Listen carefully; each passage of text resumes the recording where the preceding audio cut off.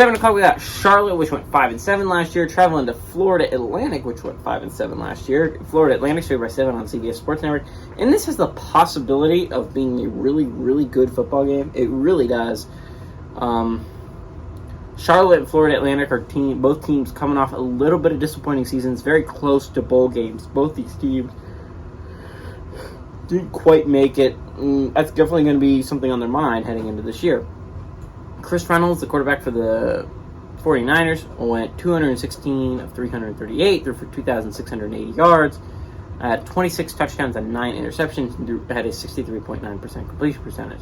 Shadrick Boyd, the running back, had 132 carries for 583 yards, 3 touchdowns, and Grant DuBose had 62 catches for 892 yards and 6 touchdowns. Florida Atlantic, on the other hand, their quarterback N'Kosi Perry had 210 to 345. He threw for 2,771 yards, 20 touchdowns to 7 interceptions, and 60.9% completion percentage. Johnny Ford, their running back, had 131 carries for 831 yards and 5 touchdowns.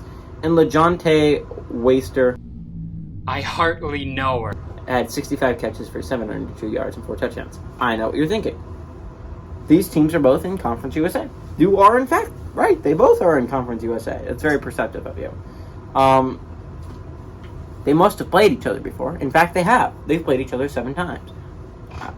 How'd those games turn out? Florida Atlantic has gone 5-2 against Charlotte. Now, last 3 have actually gone to Florida Atlantic, who was tied up at one point. It is no longer tied up. Florida Atlantic is kind of dominating the series as of right now. I think what's really fascinating to me in this game is N'Kosi Perry. I mean, I talked about it a little bit last year. Obviously, I didn't get to talk about Florida Atlantic very much, but N'Kosi Perry is an interesting player because he was the starting quarterback for Miami for a year or two, and he wasn't horrible. Obviously, he wasn't very good, which is why he eventually Miami didn't need him anymore. But N'Kosi Perry wasn't horrible, and I think that should give the Owls an advantage this year. But I thought it should give them one last year, and it didn't really turn out to mean much. And Charlotte's an improving football team. They used to be really bad. Like they used to be like 2 wins, 1 win seasons. Like that's what I used to think of Charlotte. I'm talking about Kansas level in a group of 5. It was bad, guys. But they've gotten better over the past couple of years. They've actually improved, which is such a nice thing for me to see.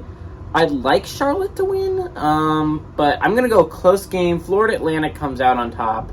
Charlotte covers the 7-point spread. That's my bet. The video's not over quite yet, guys. I hope you enjoyed the video, but this is a little bit of a commercial for my other channel, GGB Alternate Channel. If you're not already following that, I would follow that. This year I'm going to start posting more content on that, and not sports stuff, really. I've started getting into numerous TV shows, and I'm going to start trying to make some videos about those. If you're a huge Lost fan, go check out the other channel. But hey, everybody, this is GGB, and it's time for the E-Loos.